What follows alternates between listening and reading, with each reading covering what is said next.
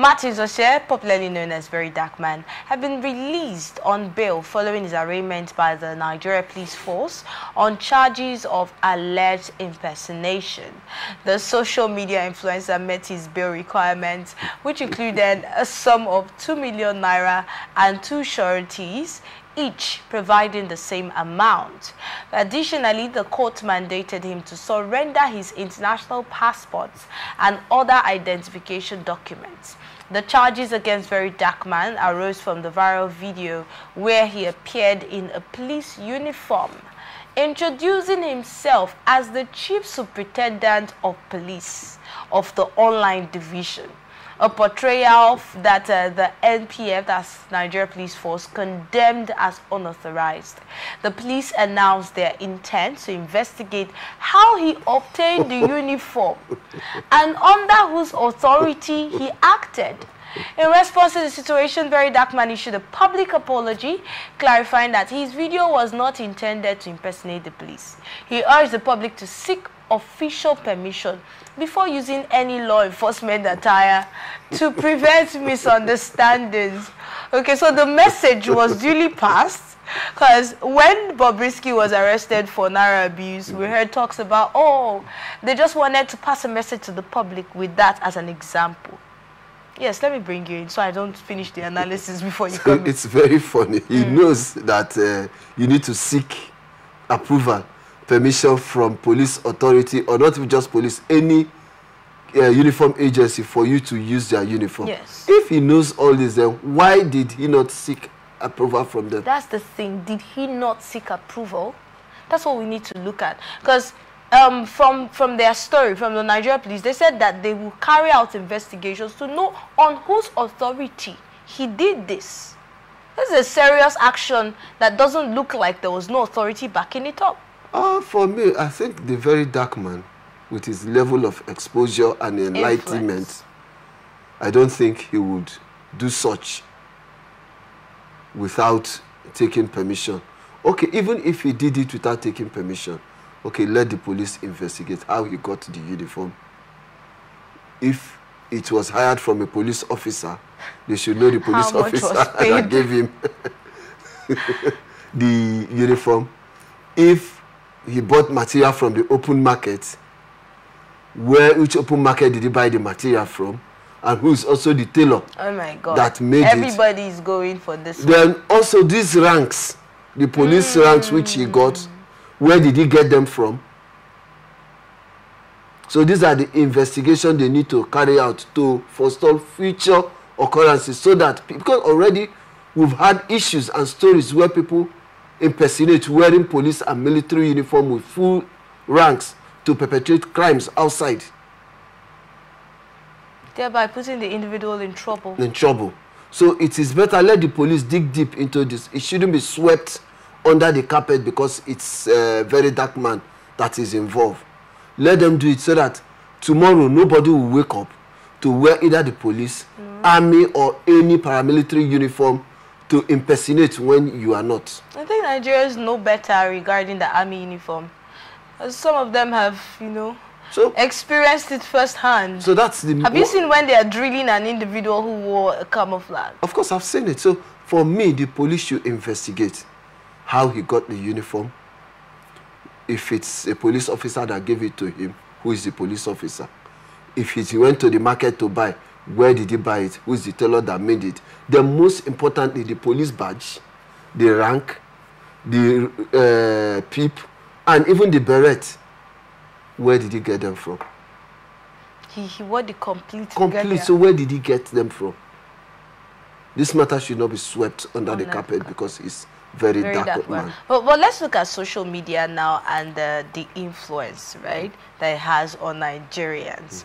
Earlier when we were talking about some police officers sitting up and doing the right thing now, we channeled it to social media, the influence of social media. VeryDarkMan is a very influential individual, especially now. He has been in the news, so his followership has increased and people love him. So people would want to do what he's doing. But we also have these skit makers, thank you very much. We have these skit makers who also do things like this. So what is the problem? Is it that people are not properly, they don't have the proper orientation? Or what could we hinge it on? What could we hold on to as the issue behind some of these actions that they are carrying out in the name of funny clips or skits? They are passing a message. But if you see the skit makers, the way they do theirs and that of VeryDarkMan, they are two different scenarios. His was a different... He's a perfect poet. But if you see the skit makers, when you see them, you know that these are not real. That they sewed the uniform. There are differences. It's not as direct, complete as the way VeryDarkMan appears. So there's difference between the skit makers and that. But if it's against the law, then it's against the law. Yeah, but it's not direct. Even movie makers, they get guns from the police. They get sometimes police vehicle, but they take proper permission from the police. That's why none of them has been able to enter into any form of problem. But for VeryDarkMan, two things are involved. It's either he wants to increase his followership by getting on the wrong side of the law like this, or there's an accomplice within the police that really aided him in perpetrating this. So these are the things we really need to find out. All right, then moving forward, looking at the other people who might also want to jump on this. Other people who might also want to jump on this. And then the influence that this man has, you know, how do you think that should also be addressed? You know, I talked about the skit makers now. And I know that we've heard the police one time address the skit makers, telling them, come take proper permission before. And then another thing is the way they represent the force. You know, the character. Well, I know most of the skit makers, movie makers, 80% or 90% of them, they portray the force in a very bad light. Looking at the ills, the bad side of the force. But like I said also, it's part of the checks and balances in the system. If I have a bad attitude to work, I have a bad character, and you bring it in the public, two things are involved. It's either I choose to stop or I continue at my own detriment. What has been the case this time? Have they chosen to stop or they've decided to continue? I think they are stopping. Now you see police, they sanction officers more often than before. You see, this time around, the police, they always have a way of disciplining their these officers. It's no longer business as usual for most of them. Except the issue, like for me, last year I had an issue with a police officer. We had an altercation. It led to battering. The day I was released, the next day, I was in the commissioner of police office and they were invited. They were shocked how I could get across to the police commissioner in less than 48 hours. I said, that's the society we find ourselves, so that going forward, you know how to treat people. The man was literally begging. But when I got there, I said, well, so long as I brought him here, I only want to teach him a lesson that going forward, he should know how to treat people and how to, but I'm no longer interested in prosecuting or going forward with the case. I think I need to drop it here. But that means from what you have said, it simply means that the media has done a lot, of course, in highlighting some of these ills that are happening. Of course. That is for people who have the kind of connection, you know, to even get to the you need to have connection. Of course. And this is very funny, because why would you're a Nigerian should be enough. The fact that you're a citizen should be enough reason you should be able to get to the commissioner of police. But then you need to have a the particular connection, know who would link you up there. And a lot of ills have been covered. A lot of people who did not have voices, you know, theirs have been swept under the carpet, and nobody gets to talk about it. So with the skit makers that we have mentioned, to the movie makers and the media highlighting these things, you have also agreed that it has brought some sort of positive impact to this system. So do we say bring it down? Do we encourage them to continue, you know, highlighting all of these things and putting it to the face of the public to really know what is going on? Of course, it should, so that it should serve as a check and balance. Because there's this local parable in my place that every stubborn masquerade should have someone with a rope to drag the masquerade back. Any stubborn masquerade that doesn't have someone with a rope holding that masquerade has the ability to damage things. So that's why for those of us who come from villages, every stubborn masquerade, they have people who pulling them back with rope. That's a discovery for some of us. but then let's go back to the topic for discussion now. Are they doing it too much? Because remember, when we talk about what goes out there, especially our local content, our local content, online content, is everywhere in the world now compared to what it used to be. So don't you think it's showing us in a light, in a not so good light, showing our force in a not so good light to the world? For me, amongst every 12, there's a Judas. So if the skit makers, movie makers want to be exposing the Judas within the system, so be it. But within the rank and file of the Nigerian, we have so many wonderful police officers. So why not balance? Why not talk about balancing? Let them keep exposing the bad side, and we'll also talk about the good side of the police. This is not. Aside just the police now, how do you think this is affecting the image of the country outside, and then the individuals who represent those countries when we move outside, when we travel out? You know, there's one thing I see about the Americans and the British. Most of the things happening within their shores, they only showcase the good side of it. It's just the few ones that are bad, that's the ones they bring into public domain. They've been able to manage theirs. You know, information management matters a lot also. In the media, I think there's what people call information management.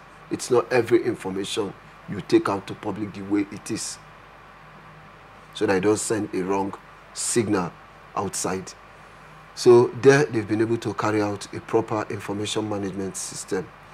But we here, we are even the ones selling out, because one, before it happens, it's already in the public domain. But that's what, it looks like that's what sells better these days. Of course, bad news. So how do you even... It sounds like wildfire. How do you even curb that problem when these guys are cashing out from it? How do you tell them no when that's actually where they're making money? No, but if it's for the good of the public, exposing the bad side of the force.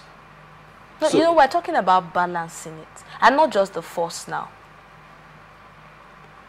But I think most of the things they expose is the ills of the society. Yes. Why they also expose the ills of the society is for people to be aware. So that going forward, when you're met with this kind of situation, you already have a mental picture of what's going to happen. So it's a two-way thing. Apart from the fact that also putting or trying to expose the ills of the society, they are also informing you and I to be smart. I know I always tell people there's what we call the street smartness. There is definitely what we call the street smartness. And no matter how intelligent you are, if you're not street smart, not everybody has it. You know, if you live in Nigeria and you're not street smart, you have a story to tell your children. Of course. You would definitely have a story, because kids who are street smart will outsmart you who's an adult. Shut up. And you'll be wondering when it happened. Like, it will happen with... That's the society we find ourselves. So you must be street smart. I'm talking about the way the British and, you know, the foreigners, like you have mentioned, portray themselves to the media or to the world. Have you noticed that even when we want to portray them in our work, in our content, we portray them in the light that they have portrayed themselves, because that's how we see them? Of course, because it's garbage in, garbage out. It's what they've given to us. That's also. And then we portray ourselves the other way. And that's. And it's not that we don't have positivity here. We do a whole lot. Don't you think that is also that's a problem with our mindset and how we see ourselves? Aside the fact that we want to show the world what's happening, we want to also tell the society what's going on, to be careful, you know, pre-inform the society. Don't you think there's something wrong with the mindset of when it's local, it's not so positive, but when it's foreign? You know, we started with this when we had our very first story. Yes, like me. You see this whole thing, it's a function of what we've been able to send out. So, like you said, we should try as much as we can to balance it. The way we also send out bad news, we should also try as much as we can also to send out good news. Right. The good side. Looking at this story now, before we wrap things up quickly, because time's no longer on our side. But looking at this story and the fact that certain people go in for an offense, for crime, and then some people are allowed to go, like you made mention to made reference to that lawmaker, and then the other people are held down. How do you think this system but for me, can be yes, corrected? Like what I quoted, those children, or yes. I mean those graduates, quote and unquote, the married men. The married men. I think their offense were more grievous. When I say were more grievous, it's treasonable. Waving another country's flag inside a country and calling for a takeover. That nothing can be more treasonable than that. That's what they've been accused of. No, but we all saw it that they waved. Yes, but did we see the faces of these individuals waving the flags? That's what I'm saying. You know, there's one thing that normally happens in life. Once issues like this come up, the very ones who masterminded or who committed based on their intent and purpose of joining the riot, before you know, as soon as they achieve that aim and objective, they move out. So the innocent ones who were probably playing with the flags, the children who were probably playing with the flags. And before you know, they'll parade them that these are the suspects. When these suspects were paraded, I don't know how other Nigerians saw it, but I was not expecting this.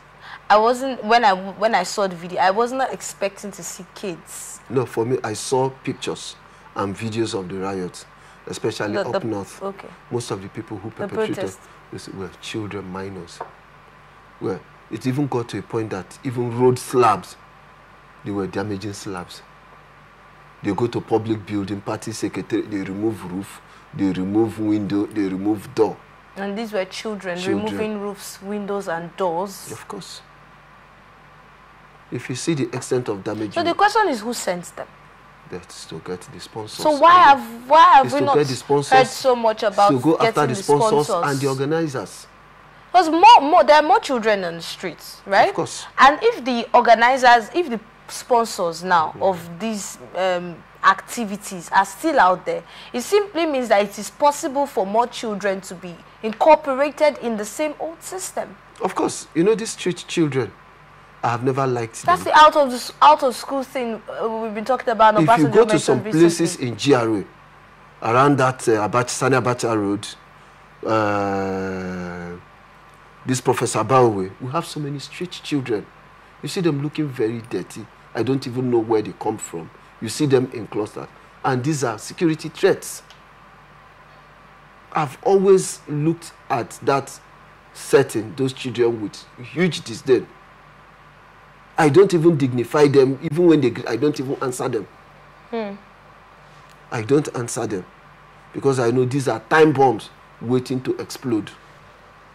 And looking at the number from the statistics that have been given, you'd realize that it's going to be a lot, especially in the future. How can we solve that problem and prevent the time bomb from exploding? You're not the first person mentioning that. It's to address hunger. Because so many families have failed. We have so many failed families who can no longer provide for their children the basics. And you see most of these children outside. So even the family, they have lost them. So what about taking these children in? What about taking these children in? Taking these children off the street takes a lot. First, it starts with a level of advocacy and enforcement. But even before you start the enforcement, you must make provision where they will be kept and how they will be rehabilitated before reinjecting them back to the society.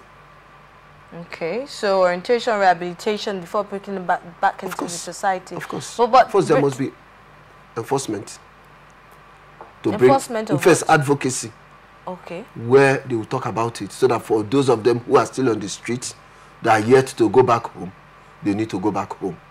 So that parents too, whose children are not at home, they should use the opportunity to look for them. Because if government gets them, this and this is what's going to happen to them. So by the time they're enforced, you look for where to keep them. By the time you keep them, there must be that form of reorientation before you even reintegrate them back into the society. Because from the street, they have learned so many things. What about so many antisocial vices. Because they have been exposed to danger. So for them to be reintegrated back into the society, you need to do a lot of work on them. What about going back to the free education? And making sure it is actually free. First, education should be free at some level. Especially at the basic level. At the basic level, it ought to be free.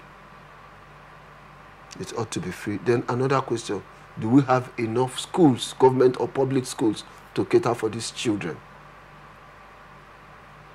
And some of these children too, the family, they have lost them because they can't even feed them, they can't take care of them. Some cannot even accommodate them. So they are left to wallow on their own.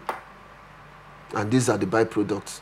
These are the rippling effects of it. So of failed family. All the schools that we have, primary schools and these basic schools, you're saying they might not be enough to accommodate the number of out-of-school children we have? We have so many out-of-school children. And most of the public schools, they are already filled to capacity. So some of these ones, where do you put them in? And then the system where we are told the education is free in these public schools, and then we realize it's not actually free. But to some level, it's quite free. There's no school fees. You just pay for uniform. That's what we're talking about. Were there no times in this country? It's a question now. I'm not saying there are times. Were there no times when we had completely free education? We had free education in the West. We had free education at some level in this part of the country. I went to primary school free of charge, public primary school. Did you get to pay for other things, school uniform? We made uniform ourselves, but we bought badges. We bought our sandals, we bought bags, and our parents, they give us prospectus where parents go to bookshop to buy books for us. Okay. But then we hear of cases when these children have to be asked to pay for this, pay for that. You just mentioned the basic things, books, sandals, and all of that. But we hear the children have to pay for certain things. These teachers can come up with a lot of things. Of course. How do you think that should be addressed? That should be the work of the Zonal Inspectorate of Education. At every level, they have the zonal inspectors from the schools board and from the local government education authority, where they carry out routine checks in all the public schools. They interface with the teachers, the authorities, and at some point they get to ask the students certain questions. Okay.